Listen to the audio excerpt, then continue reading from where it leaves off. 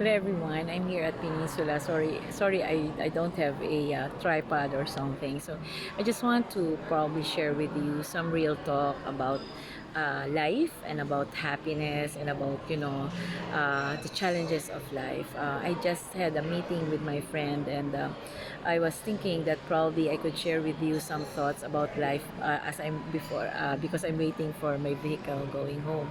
Anyway, so I think these are my thoughts basically. So, pasensya na kayo, walang masyadong ilaw. So anyway, so number one is, of course, one is be grateful. This is a very spontaneous talk. Basically, number one is be grateful or always be grateful for all the blessings that come your way. It might sound trite and common and parang madali lang sabihin and all that, but I think it starts with gratitude because gratitude is a feeling that comes from your heart. Gratitude is a way of saying thank you. Gratitude is a way of appreciating what you have in life, right? Despite the fact that probably it's not that much. So it starts with it, the gratitude in your heart, because gratitude is a manifestation or a testament to who you are as a person, and that you are always thankful for every blessing that comes your way. So if you're grateful, then makikita mo ang dami-dami mong blessings and all that. So yon.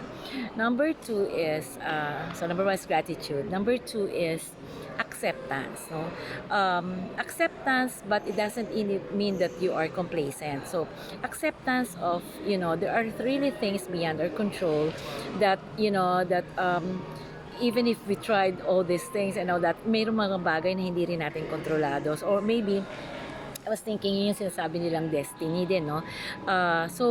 If there are moments na parang, bakit nangyari yan, that despite that you have exerted all the effort, exerted all your best and all that, and yet that is the turnout of the outcome, then just have to accept it.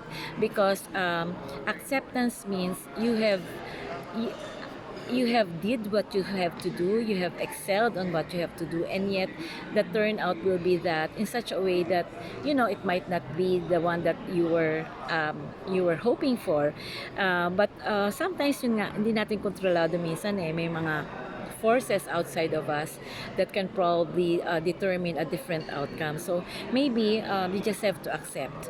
And then the next, when you accept, is to move on with life. No, it's not easy actually saying move on and all that, but as you mature and if you would study the lives of people, it's really a matter of moving on. As I was thinking talaga, if I have lived a life na talagang moving on, probably my life could have been different.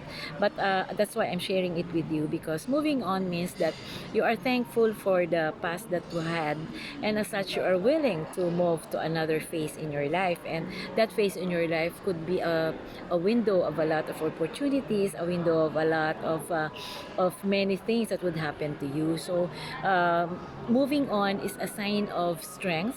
Moving on is a sign of tenacity, and moving on is a sign of acceptance and a sign of hope for a better good, no, for a better future. So yon. And then number four is you learn to forgive. I always say that forgiveness is a gift from your heart. Sometimes it's not really easy, because especially if the pain that was inflicted in you is really very, very painful and sometimes even excruciating.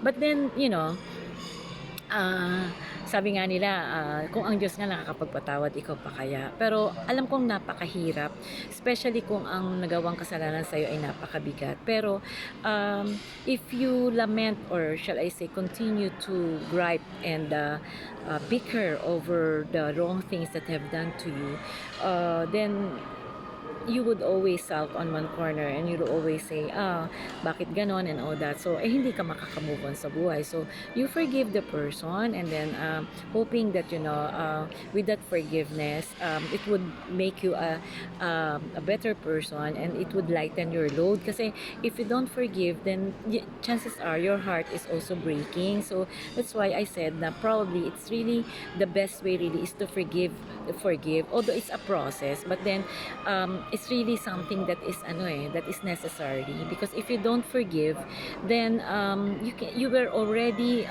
sticked we will already be stuck, sorry, mali pa ako ng grammar, on that particular instance, and you cannot move on, and you know, the windows of opportunities that await you are just there waiting for you, di ba? So yun, so ano nang sinabi ko, for is be grateful, forgiveness, and then acceptance, and moving on, no? And then number 5 is remain hopeful, no? Remain hopeful. Hope is really a virtue, because you know, if a person has hope, then he would not do anything that would inflict harm in himself or herself or to anyone around her, because when you have hope, then you're always aspiring for a better world or a better future.